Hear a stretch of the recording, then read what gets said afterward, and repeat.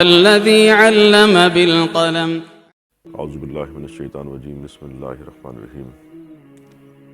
آج ہم دوسری تراویح اور دوسرے پارے میں داخل ہو چکے ہیں۔ تو جیسا کہ کل عرض کیا گیا تھا، قرآن کریم کے تعلق سے میں نے کچھ باتیں پیش کی تھیں کہ سورہ فاتحہ اور سورہ بقرہ مدنی صورت ہے، اور اس میں اللہ کے رسول صلی اللہ علیہ وسلم جب مدینہ پہنچے تو وہاں پر یہودیوں سے سابقہ پیش آیا، جو بگڑے ہوئے مسلمان تھے اور ان کے عقیدے اور رسومات، عبادت کے طریقے، بہت ساری چیزیں ان کے اندر بگاڑ پیدا ہو گیا تھا۔ اس کی اصلاح کے لیے اللہ کے رسول صلی اللہ علیہ وسلم نے وہاں قرآن کے ذریعے سے ان کو دعوت دی۔ ایک گروہ منافقین کا بھی وہاں پر پیدا ہو گیا تھا، اس کے بارے میں بھی تذکرہ کیا گیا ہے۔ تیسری بات یہ ہے کہ جب ایک چھوٹی سی اسلامی اسٹیٹ بن گئی تو وہاں ضرورت اس بات کی تھی کہ مسلمانوں کو کچھ سماجک، معاشی طور پر اور ان کے بارے میں ان کو بتایا جائے، تاکہ وہ سیدھی طریقے سے اسلام پر یکسوئی کے ساتھ چل سکیں۔ ان کے اخلاق کیسے ہونے چاہیے، ان کا کردار کیسا ہونا چاہیے، اور ان کے آپس کے تعلقات کیسے ہونے چاہیے، ان کی ارتھ ویوستھا کیسی ہونی چاہیے، ان کے معاہدے کیسے ہونے چاہیے، یہ بات اس میں بتائی ہے۔ تو آج ہم دوسرے پارے کا ترجمہ آپ کے سامنے پیش کریں گے، جو سورہ بقرہ 142 سے اور 252 آیت پر مشتمل ہے۔ تو میں اس کا آپ کے سامنے ترجمہ پیش کر دیتا ہوں۔ نادان لوگ ضرور کہیں گے کہ انہیں کیا ہوا ہے کہ پہلے جس قبلے کی طرف رک کر کے نماز پڑھتے تھے اس سے یکا یک پھر گئے۔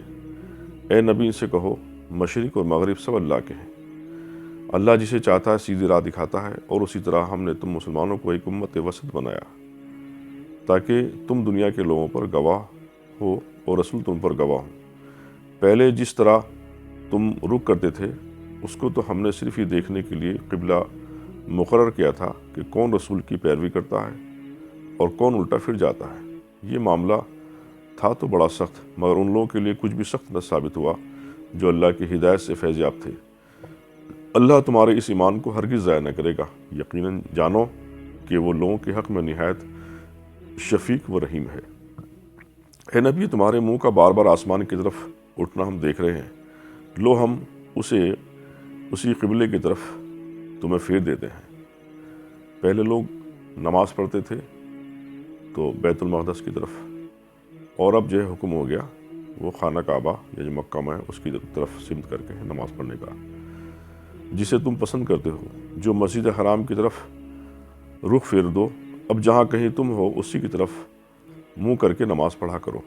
یہ لوگ جنہیں کتاب دی گئی تھی خوب جانتے ہیں کہ تحویل قبلے کا یہ حکم ان کے رب ہی کی طرف سے ہے اور برحق ہے، مگر اس کے باوجود جو کچھ یہ کر رہے ہیں اللہ اس سے غافل نہیں ہے۔ تم ان اہل کتاب کے پاس خواہ کوئی نشانی لے آؤ، ممکن نہیں ہے تمہارے قبلے کی پیروی کرنے لگے، اور نہ تمہارے لیے ممکن ہے کہ ان کی قبلے کی پیروی کرو، اور ان میں سے کوئی گروہ بھی دوسرے کے قبلے کی پیروی کے لیے تیار نہیں۔ اور اگر تم نے اس علم کے بعد جو تمہارے پاس آ چکا ہے ان کی خواہش کی پیروی کی تو یقیناً تمہارا شمار ظالموں میں ہوگا۔ جن لوگوں کو ہم نے کتاب دی تھی وہ اس مقام کو جسے قبلہ بنایا گیا ہے ایسا پہچانتے ہیں جیسا اپنی اولاد کو پہچانتے ہیں، مگر ان میں سے ایک گروہ جانتے بوجھتے حق کو چھپاتا ہے۔ یہ قطعی ایک امر حق ہے تمہارے رب کی طرف سے، لہٰذا اس کے متعلق تم ہرگز کسی شک میں نہ پڑو۔ ہر ایک کے لیے ایک رخ ہے جس کی طرف مڑتا ہے، بس تم بھلائی کی طرف سبقت کرو۔ جہاں بھی تم ہوگے اللہ تمہیں پالے گا، اس کی قدرت سے کوئی چیز باہر نہیں۔ تمہارا گزر جس مقام سے بھی ہو وہیں سے اپنا رخ نماز کے وقت مسجد حرام کی طرف پھیر دو، کیونکہ یہ تمہارے رب کا بالکل برحق فیصلہ ہے، اور اللہ تم لوگوں کے اعمال سے بے خبر نہیں ہے۔ اور جہاں سے بھی تمہارا گزر ہو اپنا رخ مسجد حرام کی طرف پھیرا کرو، اور جہاں بھی تم ہو اس کی طرف منہ کر کے نماز پڑھو تاکہ لوگ تمہارے خلاف کوئی حجت نہ ملے۔ ہاں ان میں سے جو ظالم ہیں ان کی زبان کسی حال میں بند نہ ہوگی، تو ان سے تم نہ ڈرو بلکہ مجھ سے ڈرو، اور اس لیے کہ میں تم پر اپنی نعمت پوری کر دوں گا، اور اس توقع پر کہ میرے اس حکم کی پیروی سے تم اس طرح فلاح یعنی بھلائی کا راستہ پاؤ گے جس طرح تمہیں اس چیز سے فلاح نصیب ہوئی ہے کہ ہم نے تمہارے درمیان خود تم میں سے ایک رسول بھیجا جو تمہیں ہماری آیت سناتا ہے، تمہاری زندگی کو سنوارتا ہے، تمہیں کتاب اور حکمت کی تعلیم دیتا ہے، اور تمہیں وہ باتیں سکھاتا ہے جو تم نہ جانتے تھے، لہٰذا تم مجھے یاد رکھو، میں تمہیں یاد رکھوں گا، میرا شکر ادا کرو، کفران نعمت نہ کرو۔ اے لوگو جو ایمان لائے ہو، صبر اور نماز سے مدد لو، اللہ صبر کرنے والوں کے ساتھ ہے، اور جو لوگ اللہ کی راہ میں مارے جائیں انہیں مردہ نہ کہو، ایسے لوگ تو حقیقت میں زندہ ہیں مگر تمہیں ان کی زندگی کا شعور نہیں ہوتا، اور ہم ضرور تمہیں خوف خطر، فاقہ کشی، جان مال کے نقصانات اور آمدنی کے گھاٹے میں مبتلا کر کے تمہاری آزمائش کریں گے۔ ان حالات میں جو لوگ صبر کریں اور جب کوئی مصیبت پڑے تو کہیں کہ ہم اللہ ہی کے ہیں اور اللہ ہی کی طرف ہمیں پلٹ کر جانا ہے، انہیں خوشخبری دے دو، ان پر ان کے رب کی طرف سے بڑی عنایت ہوں گی، اس کی رحمت ان پر سایہ کرے گی، اور ایسے ہی لوگ راہ راست پر ہیں۔ یقیناً صفا اور مروہ اللہ کی نشانیوں میں سے ایک ہے، لہٰذا جو شخص بیت اللہ کا حج یا عمرہ کرے اور اس کے لیے کوئی گناہ کی بات نہیں کہ وہ ان دونوں پہاڑیوں کے درمیان صحیح کرے دوڑے، اور جو برضا و رغبت کوئی بھلائی کا کام کرے، اللہ یعنی دل کی آمادگی کے ساتھ کوئی کام کرے تو اللہ کو اس کا علم ہے اور وہ اس کی قدر کرنے والا ہے۔ جو لوگ ہماری نازل کی ہوئی روشن تعلیمات اور ہدایت کو چھپاتے ہیں، در حالانکہ ہم انہیں سب انسانوں کی رہنمائی کے لیے اپنی کتاب میں بیان کر چکے ہیں، یقین جانو اللہ بھی ان پر لعنت کرتا ہے اور تمام لعنت کرنے والے بھی ان پر لعنت بھیجتے ہیں۔ البتہ جو اس روش سے باز آ جائیں اور اپنے طرز عمل کی اصلاح کر لیں اور جو کچھ چھپاتے تھے اسے بیان کرنے لگیں، ان کو میں معاف کر دوں گا، اور میں بڑا درگزر کرنے والا اور رحم کرنے والا ہوں۔ جن لوگوں نے کفر کا رویہ اختیار کیا اور کفر کی حالت میں ہی جان دی، ان پر اللہ اور فرشتوں اور تمام انسانوں کی لعنت ہے، اس لعنت زدگی کی حالت میں وہ ہمیشہ رہیں گے، نہ ان کی سزا میں کوئی کمی ہوگی نہ انہیں پھر کوئی دوسری مہلت دی جائے گی۔ تمہارا خدا ایک ہی خدا ہے، اس رحمان اور رحیم کے سوا کوئی اور خدا نہیں۔ اس حقیقت کو پہچاننے کے لیے اگر کوئی نشانی اور علامات درکار ہے تو جو لوگ عقل سے کام لیتے ہیں ان کے لیے آسمان اور زمین کی ساخت میں، رات اور دن کے پہم ایک دوسرے کے بعد آنے میں، ان کشتیوں میں جو انسان کی نفع کی چیزیں لی ہوئی دریاؤں سمندروں میں چلتی پھرتی ہیں، بارش کے اس پانی میں جسے اللہ اوپر سے برساتا ہے، پھر اس کے ذریعے سے مردہ زمین کو زندگی بخشتا ہے، اور اپنے اسی انتظام کی بدولت زمین میں ہر قسم کی جاندار مخلوق کو پھیلاتا ہے، ہواؤں کی گردش میں اور ان بادلوں میں جو آسمان و زمین کے درمیان اللہ کے تابع بنا کر رکھے گئے ہیں، بے شمار نشانیاں ہیں، مگر وحدت خداوندی پر دلالت کرنے والے ان کھلے کھلے آثار کے ہوتے ہوئے بھی کچھ لوگ ایسے ہیں جو اللہ کے سوا دوسروں کا اس کا ہمسر اور مد مقابل بناتے ہیں، اور ان کے ایسے گرویدہ ہیں جیسے اللہ کے ساتھ گرویدگی یعنی قربت ہونی چاہیے، حالانکہ ایمان رکھنے والے لوگ سب سے بڑھ کر اللہ کو محبوب رکھتے ہیں۔ کاش جو کچھ عذاب کو سامنے دیکھ کر انہیں سوجنے والا ہے وہ آج ان ظالموں کو سوجھ جائے کہ ساری طاقتیں اور سارے اختیارات اللہ ہی کے قبضے میں ہیں، اور یہ کہ اللہ سزا دینے میں بہت سخت ہے۔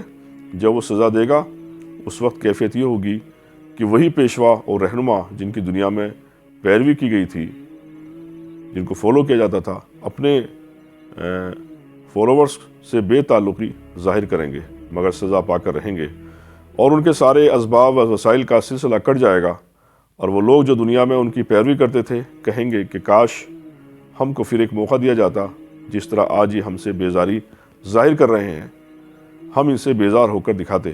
یوں اللہ ان لوگوں کے وہ اعمال جو یہ دنیا میں کر رہے ہیں ان کے سامنے اس طرح لائے گا کہ یہ حسرتوں اور پشیمانیوں کے ساتھ ہاتھ ملتے رہیں گے مگر آگ سے نکلنے کی کوئی راہ نہ پائیں گے۔ لوگوں، زمین میں جو حلال اور پاک چیزیں ہیں انہیں کھاؤ اور شیطان کے بتائے ہوئے راستے پر نہ چلو، وہ تمہارا کھلا دشمن ہے، تمہیں بدی اور فحش کا حکم دیتا ہے اور یہ سکھاتا ہے کہ تم اللہ کے نام پر وہ باتیں کہو جن کے متعلق تمہیں علم نہیں ہے، کہ وہ اللہ نے فرمائی ہے۔ ان سے جب کہا جاتا ہے کہ اللہ نے جو احکام نازل کیے ہیں ان کی پیروی کرو، تو جواب دیتے ہیں کہ ہم تو اسی طریقے کی پیروی کریں گے جس پر ہم نے اپنے باپ دادا کو پایا ہے۔ اچھا، اگر ان کے باپ دادا نے عقل سے کچھ بھی کام نہ لیا ہو اور وہ راہ راست نہ پائی ہو تو کیا پھر بھی انہی کی پیروی کے چلے جائیں گے؟ یہ لوگ جنہوں نے خدا کے بتائے ہوئے طریقے پر چلنے سے انکار کر دیا ہے، ان کی حالت بالکل ایسی ہے جیسے چرواہا جانوروں کو پکارتا ہے اور وہ ہانک پکار کی سزا کے سوا کچھ نہیں سنتے۔ یہ بہرے ہیں، گونگے ہیں، اندھے ہیں، اس لیے کوئی بات ان کی سمجھ میں نہیں آتی۔ اے لوگو جو ایمان لائے ہو، اگر تم حقیقت میں اللہ ہی کی بندگی کرنے والے ہو تو جو پاک چیزیں ہم نے تمہیں بخشی ہیں انہیں بے تکلف کھاؤ اور اللہ کا شکر ادا کرو۔ اللہ کی طرف سے اگر کوئی پابندی تم پر ہے تو وہ یہ ہے کہ مردار نہ کھاؤ، خون سے اور خنزیر کے گوشت سے پرہیز کرو، اور کوئی چیز ایسی نہ کھاؤ جس پر اللہ کے سوا کسی اور کا نام لیا گیا ہو۔ ہاں، جو شخص مجبوری کی حالت میں ہو اور ان میں سے کوئی چیز کھا لے بغیر اس کے کہ وہ قانون شکنی کا ارادہ رکھتا ہو یا ضرورت کی حد سے تجاوز کرے تو اس پر کچھ گناہ نہیں، اللہ بخشنے والا اور رحم کرنے والا ہے۔ حق یہ ہے کہ جو لوگ ان احکام کو چھپاتے ہیں جو اللہ نے اپنی کتاب میں نازل کیے ہیں اور تھوڑے سے دنیاوی فائدوں پر انہیں بھیٹ چڑھا دیتے ہیں، وہ دراصل اپنے پیٹ آگ سے بھر رہے ہیں۔ قیامت کے روز اللہ ہرگز ان سے بات نہ کرے گا، نہ انہیں پاکیزہ ٹھہرائے گا، اور ان کے لیے دردناک سزا ہے۔ یہ وہ لوگ ہیں جنہوں نے ہدایت کے بدلے ضلالت یعنی گمراہی خرید لی ہے اور مغفرت کے بدلے عذاب مول لے لیا ہے۔ کیسا عجیب ان کا حوصلہ کہ جہنم کا عذاب برداشت کرنے کے لیے تیار ہیں۔ یہ سب کچھ اس وجہ سے ہوا کہ اللہ نے تو ٹھیک ٹھیک حق کے مطابق کتاب نازل کی تھی، مگر جن لوگوں نے کتاب میں اختلاف نکالے وہ اپنے جھگڑے میں حق سے بہت دور نکل گئے۔ نیکی یہ نہیں ہے کہ تم اپنے چہرے مشرق کی طرف کر لیے مغرب کی طرف یعنی پورب کی طرف کر لیے پچھم کی طرف، بلکہ نیکی یہ ہے کہ آدمی اللہ کو اور یوم آخر کو اور ملائکہ کو اور اللہ کی نازل کتاب اور اس کے پیغمبروں کو دل سے مانے، اور اللہ کی محبت میں اپنا دل پسند مال رشتہ داروں، یتیموں، مسکینوں اور مسافر پر، مدد کے لیے ہاتھ پھیلانے والوں پر اور غلاموں کی رہائی پر خرچ کرے، نماز قائم کرے، زکوٰۃ دے، اور نیک وہ لوگ ہیں کہ جب عہد کریں تو اسے وفا کریں، اور تنگی و مصیبت کے وقت اور حق باطل کی جنگ میں صبر کریں۔ یہ ہیں راست باز لوگ اور یہی لوگ متقی ہیں۔ اے لوگو جو ایمان لائے ہو، تمہارے لیے قتل کے مقدموں میں قصاص کا حکم لکھ دیا گیا ہے۔ آزاد آدمی نے قتل کیا ہو تو اس آزاد ہی سے بدلہ لیا جائے گا، غلام قاتل ہو تو غلام ہی قتل کیے جائیں گے، اور عورت اس جرم کی مرتکب ہو تو اس عورت ہی سے قصاص لیا جائے گا۔ ہاں، اگر کسی قاتل کے ساتھ اس کا بھائی کچھ نرمی کرنے کے لیے تیار ہو تو معروف طریقے کے مطابق خون بہا کا تصفیہ ہونا چاہیے، اور قاتل کو لازم ہے کہ راستی کے ساتھ خون بہا ادا کرے۔ قصاص یعنی خون کے بدلے خون، آنکھ کے بدلے آنکھ، اس کو کہتے ہیں۔ یہ تمہارے رب کی طرف سے تخفیف اور رحمت ہے، اس پر بھی جو زیادتی کرے اس کے لیے دردناک سزا ہے۔ عقل و خرد رکھنے والوں، تمہارے لیے قصاص میں زندگی ہے، امید ہے کہ تم اس قانون کی خلاف ورزی سے پرہیز کرو گے۔ تم پر فرض کیا گیا ہے کہ جب تم میں سے کسی کی موت کا وقت آئے، وہ اپنے پیچھے مال چھوڑ رہا ہو تو والدین اور رشتہ داروں کے لیے معروف طریقے سے وصیت کرے۔ یہ حق ہے پرہیزگار لوگوں پر۔ پھر جنہوں نے وصیت سنی اور بعد میں اسے بدلا تو اس کا گناہ ان بدلنے والوں پر ہوگا۔ اللہ سب کچھ سنتا اور جانتا ہے۔ البتہ جس کو یہ اندیشہ ہو کہ وصیت کرنے والے نے نادانستہ قصداً حق تلفی کی ہے اور پھر معاملے سے تعلق رکھنے والوں کے درمیان وہ اصلاح کرے تو اس پر کچھ گناہ نہیں، اللہ بخشنے والا اور رحم فرمانے والا ہے۔ اے لوگو جو ایمان لائے ہو، تم پر روزے فرض کر دیے گئے جس طرح تم سے پہلے انبیاء کے پیرووں پر فرض کیے گئے تھے۔ اس سے توقع ہے کہ تم میں تقوی کی صفت پیدا ہوگی۔ چند مقررہ دنوں کے روزے ہیں، اگر تم میں سے کوئی بیمار ہو یا سفر پر ہو تو دوسرے دنوں میں اتنی ہی تعداد پوری کر لے، اور جو لوگ روزہ رکھنے کی قدرت رکھتے ہوں پھر نہ رکھیں تو فدیہ دیں۔ ایک روزے کا فدیہ ایک مسکین کو کھانا کھلانا ہے، اور جو اپنی خوشی سے کچھ زیادہ بھلائی کرے تو اس کے لیے بہتر ہے، لیکن اگر تم سمجھو تو یہ تمہارے حق میں اچھا ہے کہ روزہ رکھو۔ رمضان وہ مہینہ ہے جس میں قرآن نازل کیا گیا، جو انسان کے لیے سراسر ہدایت اور ایسی واضح تعلیمات پر مشتمل ہے جو راہ راست دکھانے والی ہے اور حق و باطل کا فرق کھول کر رکھ دینے والی ہے۔ لہٰذا اب سے جو شخص اس مہینے کو پائے، یہ تو اس سے پہلے حکم تھا، اب دوسرا حکم نازل ہو رہا ہے۔ یہ شروع کا حکم تھا کہ اس میں روزے مہینے میں 3 رکھے گئے تھے، اب جو ہے یہاں پر 30 دن کے حکم دیا گیا ہے۔ تو لہٰذا اب جو شخص اس مہینے کو پائے اس کو لازم ہے کہ اس پورے مہینے کے روزے رکھے، اور جو کوئی مریض ہو یا سفر پر ہو تو وہ دوسرے دنوں میں روزوں کی تعداد پوری کرے۔ اللہ تمہارے ساتھ نرمی کرنا چاہتا ہے، سختی کرنا نہیں چاہتا، اس لیے یہ طریقہ تمہیں بتایا جا رہا ہے کہ تاکہ تم روزوں کی تعداد پوری کر سکو، اور جس ہدایت سے اللہ تمہیں سرفراز کیا ہے اس پر اللہ کی کبریائی کا اظہار و اعتراف کرو اور شکر گزار بنو۔ اور اے نبی، میرے بندے اگر تم سے میرے متعلق پوچھیں تو انہیں بتا دو کہ میں ان سے قریبی ہوں، پکارنے والا جب مجھے پکارتا ہے میں اس کی پکار سنتا ہوں اور جواب دیتا ہوں، لہٰذا انہیں چاہیے کہ میری دعوت پر لبیک کہیں اور مجھ پر ایمان لائیں۔ یہ بات تم انہیں سنا دو، شاید کہ وہ راہ راست پر آ جائیں۔ تمہارے لیے روزوں کے زمانے میں راتوں کو اپنی بیویوں کے پاس جانا حلال کر دیا گیا ہے، وہ تمہارے لباس ہیں اور تم ان کے لباس۔ اللہ کو معلوم ہو گیا ہے کہ تم چپ کے اپنے آپ سے خیانت کر رہے تھے، مگر اس نے تمہارا قصور معاف کر دیا اور تم سے درگزر فرمایا۔ اب تم اپنی بیویوں کے ساتھ شباشی کرو اور جو لطف اللہ نے تمہارے لیے جائز کر دیا ہے اس سے حاصل کرو، نیز راتوں کو کھاؤ پیو یہاں تک کہ تم کو سیاہی شب کی دھاری سے سپیدہ صبح کی دھاری نمایاں نظر آ جائے، تبھی سب کام چھوڑ کر رات تک اپنا روزہ پورا کرو، اور جب تم مسجدوں میں معتکف ہو تو بیویوں سے مباشرت نہ کرو، یہ اللہ کی باندھی ہوئی حدیں ہیں، ان کے قریب نہ پھٹکنا۔ اس طرح اللہ اپنے احکام لوگوں کے لیے بصراحت بیان کرتا ہے، توقع ہے کہ وہ غلط رویے سے بچیں گے۔ اور تم لوگ نہ تو آپس میں ایک دوسرے کے مال ناروا طریقے سے کھاؤ اور نہ حاکموں کے آگے ان کو اس غرض کے لیے پیش کرو کہ تمہیں دوسروں کے مال کا کوئی حصہ قصداً ظالمانہ طریقے سے کھانے کا موقع مل جائے۔ اے نبی، لوگ تم سے چاند کی گھٹتی بڑھتی ہوئی صورتوں کے متعلق پوچھتے ہیں، کہو یہ لوگوں کے لیے تاریخ کی تعین کی اور حج کی علامات ہیں، نیز ان سے کہو یہ کوئی نیکی کام نہیں ہے کہ تم اپنے گھروں میں پیچھے کی طرف سے داخل ہوتے ہو، نیکی تو اصل یہ ہے کہ آدمی اللہ کی ناراضگی سے بچے، لہٰذا تم اپنے گھروں میں دروازے ہی سے آیا کرو، البتہ اللہ سے ڈرتے رہو، شاید کہ تمہیں فلاح نصیب ہو جائے۔ اور تم اللہ کی راہ میں ان لوگوں سے لڑو جو تم سے لڑتے ہیں، مگر زیادتی نہ کرو کہ اللہ زیادتی کرنے والوں کو پسند نہیں کرتا۔ ان سے لڑو جہاں بھی تمہارا ان سے مقابلہ آئے، اور انہیں نکالو جہاں سے انہوں نے تم کو نکالا ہے، اس لیے کہ قتل اگرچہ برا ہے مگر فتنہ اس سے بھی زیادہ برا ہے۔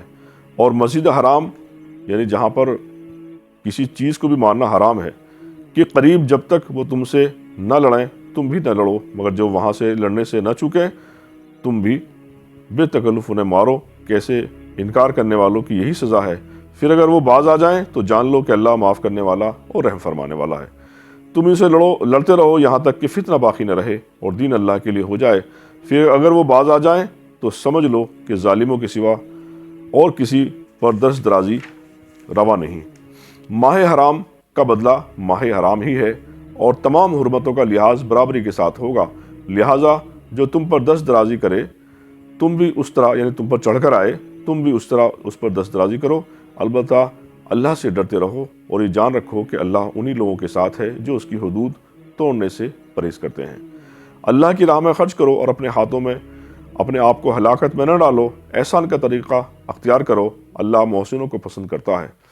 اللہ کی خوشنودی کے لیے جب حج اور عمرے کی نیت کرو تو اسے پورا کرو، اور اگر کہیں گر جاؤ تو جو قربانی میسر آئے اللہ کی جناح میں پیش کرو، اور اپنے سر نہ مونڈو جب تک کہ قربانی اپنی جگہ نہ پہنچ جائے، مگر جو شخص مریض ہو یا جس کے سر میں کوئی تکلیف ہو اور اس بنا پر اپنا سر منڈوا لے تو اسے چاہیے کہ فدیے کے طور پر روزہ رکھے یا صدقہ دے یا قربانی کرے۔ پھر اگر تمہیں امن نصیب ہو جائے اور تم حج سے پہلے مکہ پہنچ جاؤ تو جو شخص تم میں سے حج کا زمان آنے تک عمرے کا فائدہ اٹھائے وہ حسب مقدور قربانی دے، اور اگر قربانی میسر نہ ہو تو 3 روزے حج کے زمانے میں اور 7 گھر پہنچ کر اس طرح پورے 10 روزے رکھ لے۔ یہ رعایت ان لوگوں کے لیے ہے جن کے گھر مسجد حرام کے قریب نہ ہو۔ اللہ کے ان احکام کی خلاف ورزی سے بچو اور خوب جان لو کہ اللہ سخت سزا دینے والا ہے۔ حج کے مہینے سب کو معلوم ہے، جو شخص ان مقررہ مہینوں میں حج کی نیت کرے اسے خبردار رہنا چاہیے کہ حج کے دوران میں اس سے کوئی شہوانی فعل، کوئی بد فعلی، کوئی لڑائی جھگڑے کی بات سرزد نہ ہو، اور جو نیک کام تم کرو گے وہ اللہ کے علم میں ہوگا۔ سفر حج کے لیے زاد راہ راستے کا سامان ساتھ لے جاؤ، اور سب سے بہتر زاد راہ پرہیزگاری ہے۔ پس اے ہوش مندو، میری نافرمانی سے پرہیز کرو، اور اگر حج کے ساتھ ساتھ تم اپنے رب کا فضل بھی تلاش کرتے جاؤ تو اس میں کوئی مذائقہ نہیں۔ پھر جب تم عرفات سے چلو تو مشعر حرام یعنی مزدلفہ کے پاس ٹھہر کر اللہ کو یاد کرو، اور اس طرح یاد کرو کہ جس کہ ہدایت اس نے تمہیں کی ہے، ورنہ اس سے پہلے تو تم لوگ بھٹکے ہوئے تھے۔ پھر جہاں سے اور سب لوگ پلٹتے ہیں وہیں سے تم بھی پلٹو اور اللہ سے معافی چاہو، یقیناً وہ معاف کرنے والا اور رحم کرنے والا ہے۔ پھر جب اپنے حج کے ارکان ادا کر چکو تو جس طرح پہلے اپنے آباء و اجداد کا ذکر کرتے تھے اس طرح اب اللہ کا ذکر کرو، بلکہ اس سے بھی بڑھ کر۔ مگر اللہ کو یاد کرنے والے لوگوں میں بھی بہت فرق ہے۔ ان میں سے کوئی تو ایسا ہے جو کہتا ہے کہ اے ہمارے رب ہمیں دنیا ہی میں سب کچھ دے دے، ایسے شخص کے لیے آخرت میں کوئی حصہ نہیں، اور کوئی کہتا ہے کہ اے ہمارے رب ہمیں دنیا میں بھی بھلائی دے اور آخرت میں بھلائی دے اور آگ کے عذاب سے ہمیں بچا۔ ایسے لوگ اپنی کمائی کے مطابق دونوں جگہ حصہ پائیں گے اور اللہ کو حساب چکاتے کچھ دیر نہیں لگتی۔ یہ گنتی کے چند روز ہیں جو تمہیں اللہ کی یاد میں بسر کرنے چاہیے، پھر جو کوئی جلدی کر کے 2 ہی دن میں واپس آ گیا تو کوئی حرج نہیں، اور جو کچھ دیر زیادہ ٹھہر کر پلٹا تو بھی کوئی حرج نہیں، بشرطے کہ یہ دن اس نے تقوی کے ساتھ بسر کیے ہوں۔ اللہ کی نافرمانی سے بچو اور خوب جان رکھو کہ ایک روز اس کے حضور تمہاری پیشی ہونے والی ہے۔ انسانوں میں سے کوئی تو ایسا ہے جس کی باتیں دنیا کی زندگی میں تمہیں بہت بھلی معلوم ہوتی ہیں اور اپنی نیک نیتی پر وہ بار بار خدا کو گواہ ٹھہراتا ہے، مگر حقیقت میں وہ بدترین دشمن حق ہوتا ہے۔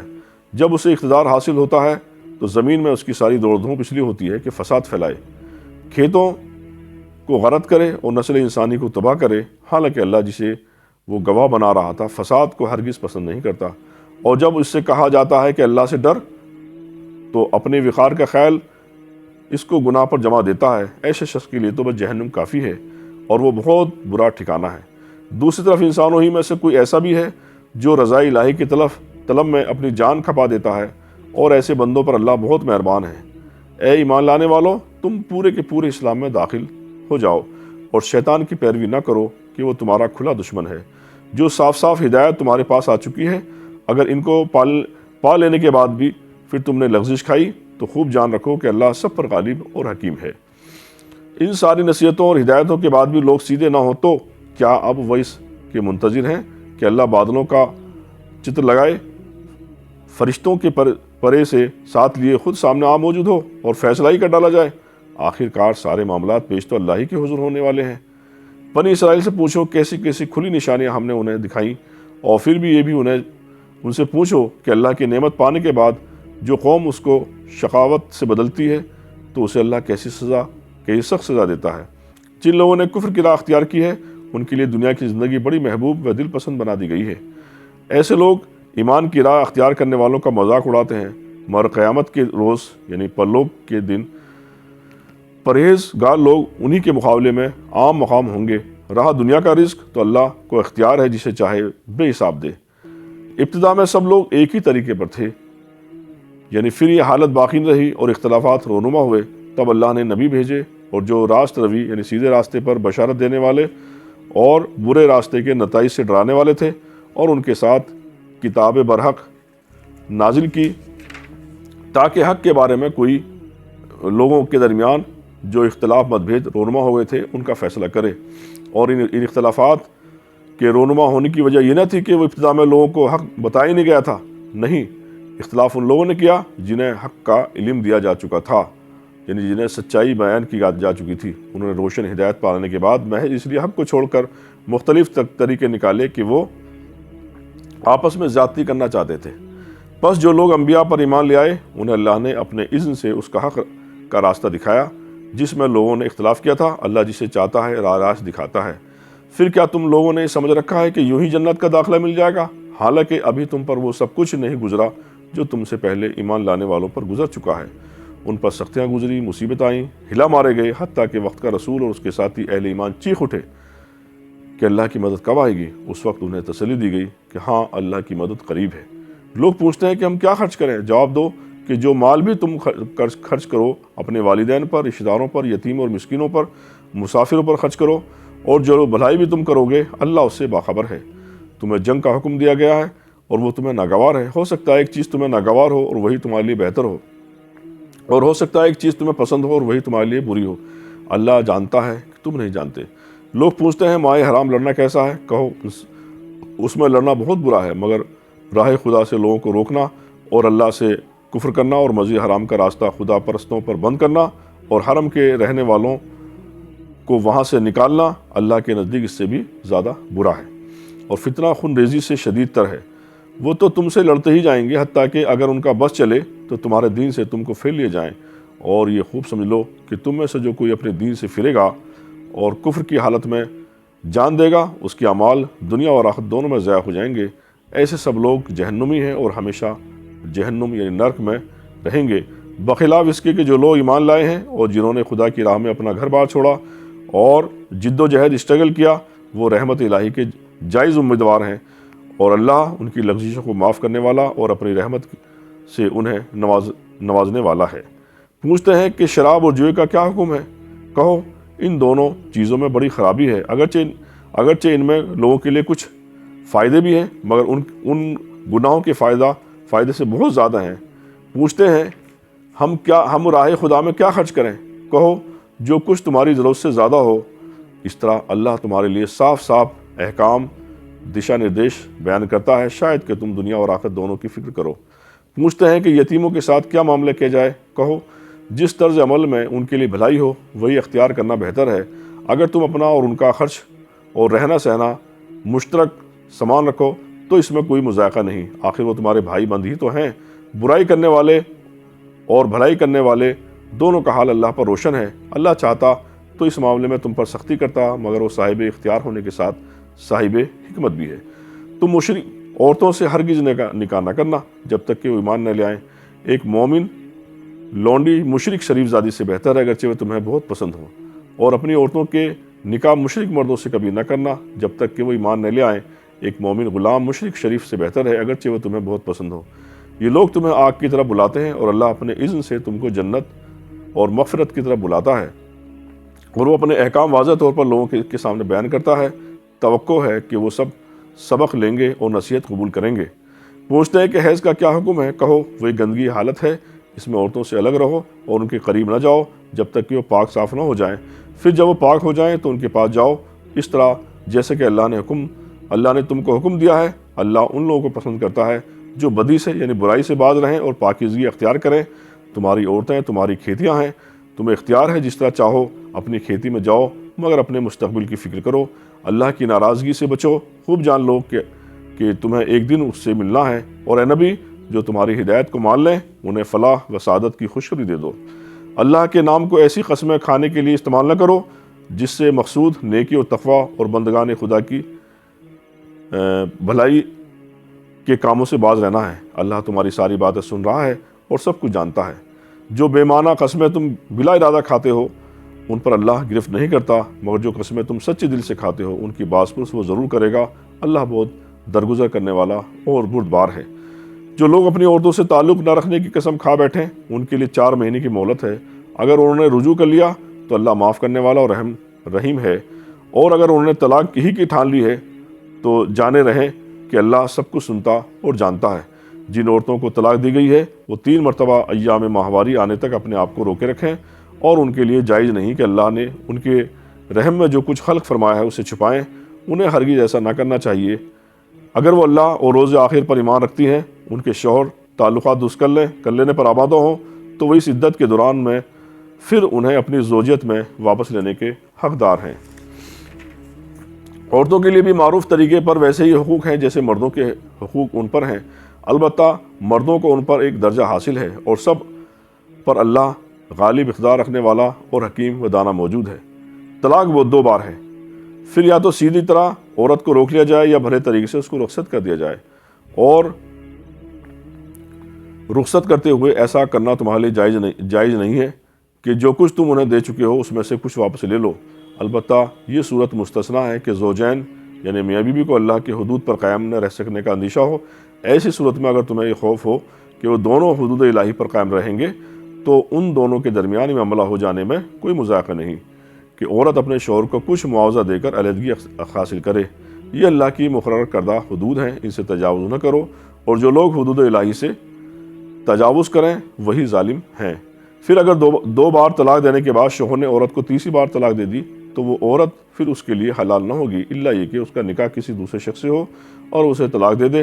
تب اگر پہلا شوہر اور یہ عورت دونوں یہ خیال کریں کہ حدود الہی پر قائم رہیں گے تو ان کے لیے ایک دوسرے کی طرف رجوع کر لینے میں کوئی مذائقہ نہیں۔